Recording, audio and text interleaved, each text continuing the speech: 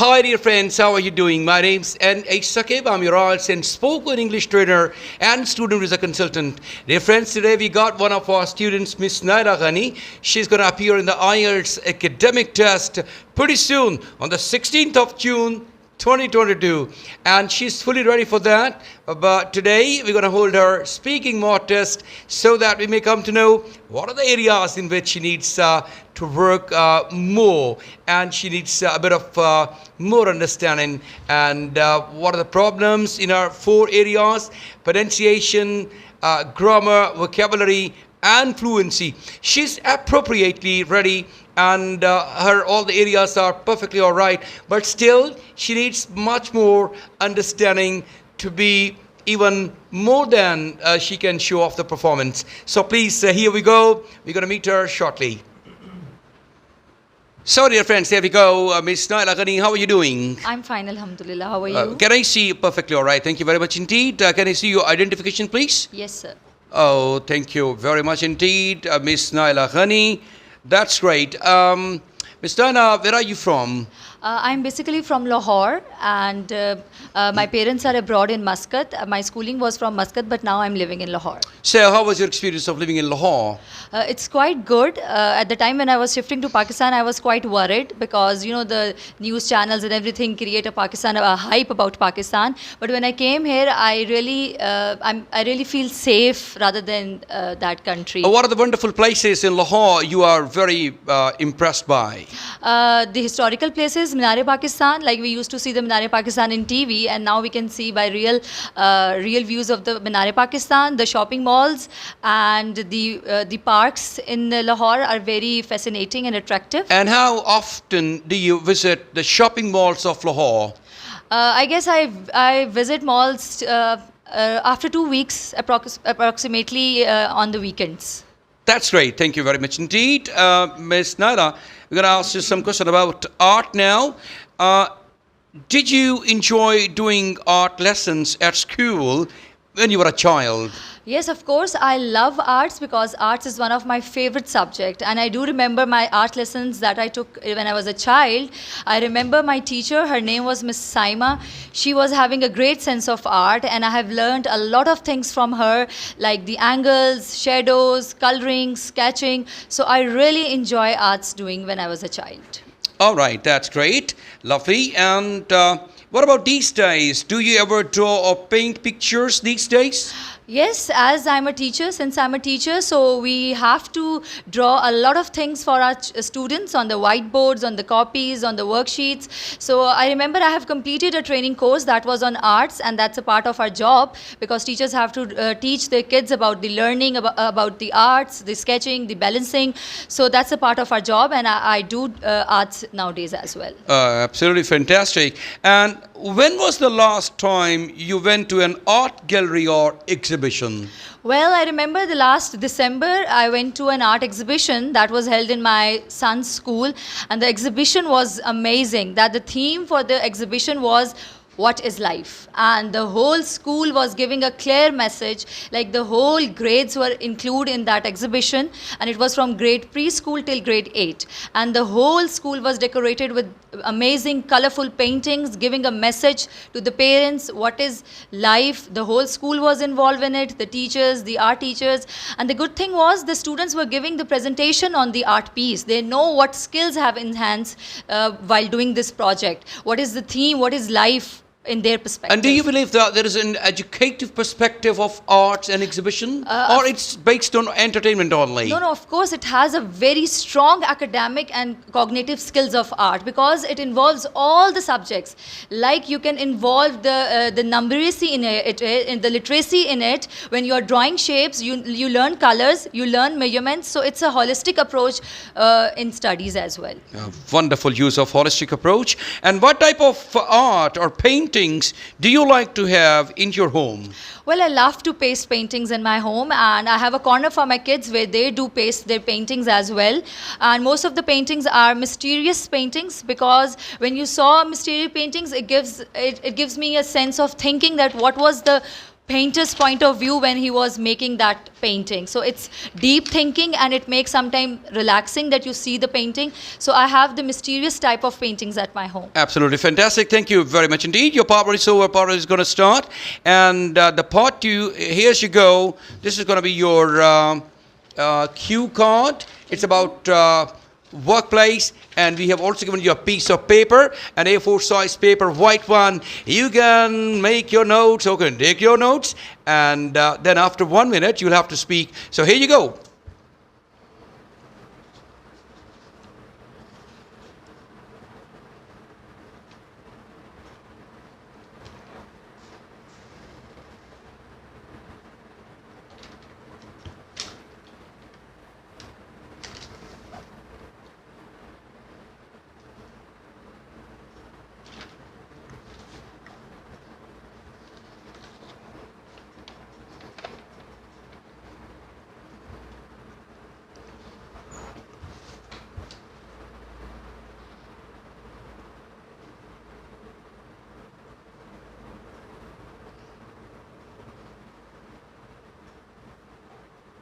I beg your pardon, your time begins now, please. You can start speaking on your part two.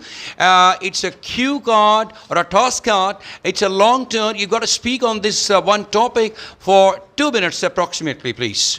I love to give surprises to my friend, and one of my friend was working in some other place, and she was so busy in her routine that she goes to the school and then she goes for the after academies, and she comes late night at home. So she won't be available at home. So we decided to give her a surprise of her birthday on her workplace. So she was my friend. We visit her workplace. That's situated in the Upper Mall Road, and it's a school that is Learning Alliance, and it's opposite to HSN school. And we visited there. We were there to give her a surprise. When she saw us, she was very happy and surprised as well. Her colleagues were also very friendly and supportive, and I feel very comfortable when we met her. We took some flowers and cake for her birthday party, and her colleagues knew that I was coming to give a birthday surprise, and we visited her workplace. The workplace was it was having a huge building in the playground. The school was having a huge building in the playground. When I entered the school, it gives a very comfortable and a supportive type of feeling. The staff, the guard at the gate was very friendly, and he just let me in after seeing my ID card, and I informed him that I'm here to meet my friend, to give her a surprise. And then I straight went to the staff room. The staff room was a big hall, which was very airy, and a good ventilation system was there. Teachers were sitting. It was a very safe and comfortable space for them. And how did I felt there? The visiting her workplace. The workplace was very comfortable, and the people were working there seems to be very happy and comfortable there. The colleagues that I met were very respectful, and they really greet us over there, and my friend was also very happy. The one thing that I liked about the workplace was the sitting arrangement for the teachers, because when the teachers get some time to relax, that was a very you can say a cozy zone for them where they can relax, have some chit chat. There was a mini kitchen, and a washroom facility was also there where they can have their tea and coffee. So I really felt very amazing over there, and I wished I can also apply there and work there as a teacher. Oh, thank you very much indeed. Your part two is so gloriously spoken about your topic. Now I'm going to start the part three questions. Yeah. The part three questions are also related to the part two topic. Mind you guys, the part two topic is the cue card representation. Your part three questions are also associated with your part two topic. So you have to ready for that. You have to get ready rather. And moreover, some discussion, extended discussion questions would be asked, and you are supposed to give the lengthy answers of these questions. All right, so here you go. What things make an office comfortable to work inside? Well, I believe there are many factors that make an office comfortable, like the type of the work, the environment of the work, and even the mind setups of the people working there. So if an office doesn't have a good infrastructure, I think so it won't be comfortable for the workers to give a good output there.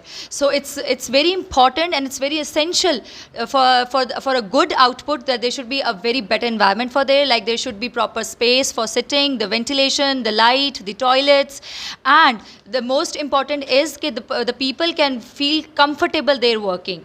And through different research, it has came to know that people resign from the jobs because they don't feel comfortable there, and they ask their higher authorities to take care of the environment so that they can feel better and work comfortably. There are lots of people of different kinds. Some people love working inside or indoors, and some people prefer working outdoors. So why do some people prefer to work outdoors instead of working inside or in the office? Different people will have a different perspective on it. Like people might be working indoor feels more comfortable and more secure and safe, and they can't get distracted. But on the other side of the picture, there are some people who will love to work in the natural environment where they can enjoy the sunlight, a cool breeze, and the other environment as well. So it depends on the people. Maybe people prefer outdoor because they can give a better output in sitting a naturally equipped environment. That's right. And there is another question. Do you agree that the building where people work in is more important than the colleagues they work with? Which is more important, a building or the colleagues? I think it's not necessary that the building prefers more, because when you're working in an environment and you have a very supportive and cooperative colleagues which are you working with, will create a more safer and learning environment rather than the building. So the people who are focusing on the environment, on the people and the mindset, they forget about the bad environment and they start working in that environment. So in my point of view, the building is not the most preferable. The mindset and the people you are working with should be cooperative, collaborative, and should be supportive with you. Excellent. Really appreciable views. Are all jobs equally important? Or there is a variety of jobs which you have got? Some jobs are inferior and some jobs are superior. What's your perspective? In my point of view, all jobs are very important because they all are linked with each other. If we see many big organizations, they can't run without such small jobs. Like we consider them as a fewer, that's not a valid thing that we should consider. Like if an organization, we won't have the sweepers there, we won't have the guards there, so that can't work properly. So each job has its own importance. Like the same guard purchase thing from a person who's working at a grocery. So they both are dependent on each other. He is dependent for the security and he is dependent to eat and get things from there. So all jobs have their own importance, and we should, being an educationist, we should consider these things. Nice, really nice. Why do you think some people become workaholics? Well, I would like to clear one thing here, that workaholic is not a negative thing. Like we need to understand why a person is working. It might be his passion, or he loves while doing his job, and it might be also, in some cases, it might happen that he's doing some job to get away from mysterious or sadness that happened in the past. So a workaholic is a person that has commitment and who is dedicated to work with heart and soul. So, and maybe he is committed to work for the society and the community, and he is working to support his family. That's why he is so keen and interested to work a lot all the time. So we can't take a holist person as a negative person. It might be that he is doing the job, or he is spending that time to get rid of something that is triggering him out in the mind. Excellent. Miss Naila, you have really carried the day. It was a superb presentation. There are some mistakes she has made. I have noted them down, and I would just like to draw your attention towards these mistakes so that you may not repeat them in the examination, because the examiner is going to reduce your band scores in case you happen to make over there. So this is one of the benefits of the mock test. You understand what are the little mistakes you are making. one of the, you use the phrase one of the, and you use the singular in noun. After one of, for example, one of the actor, not one of the actor, one of the actors. You use always the plural form of the word of the noun, the plural nouns after one of the. So the second one was, you were using, it was not a mistake, you used a very simple word, happy. Instead of using happy, you could have said delighted, excited, or elated. So these are the synonyms, which are the fancy words which could have made your band scores, which could have lifted your band scores rather. And now the third one is, you made a very serious mistake. I would say it to be a blunder, and that was, how did I felt? You said, how did I felt? Okay. It should be the first form after did. If it's in the past tense, is there's a routine matter that if in case you are using interrogative sentence in which you're using did, or negative sentence that did not, you must use the first form of the verb after using the did, whether it's did not, a negative sentence, or did is interrogative sentence. The next one was, you were talking about the past actually. So you said that he greets us rather, something like that. You should have used greeted us, because the sequence of tenses should be observed. Means past is followed by the past. If you are talking about the past, you must continue speaking about the past. So unless or until there is some direct kind of speech. Otherwise, if you're talking about indirectly, you continue speaking of the past because something of the past is being talked about. And last but not the least, it was, you said that it's more safer. This is incorrect grammatically. It should be safer only. There is no need to use more along with the safer. So it should have been safer only. Maybe there were other mistakes as well, but I was not very much conscious about all the mistakes. If guys and girls, you'll find some more mistakes, you must let me know. You can write them down in the comment section, and please do let us know what are the mistakes she has made. But overall, it was a super duper and superb performance. At least examiner is going to give her 7.5 band scores, and in case she does not make these kind of errors which she has made, she's going to get 8 out of 9. So big round of applause, guys.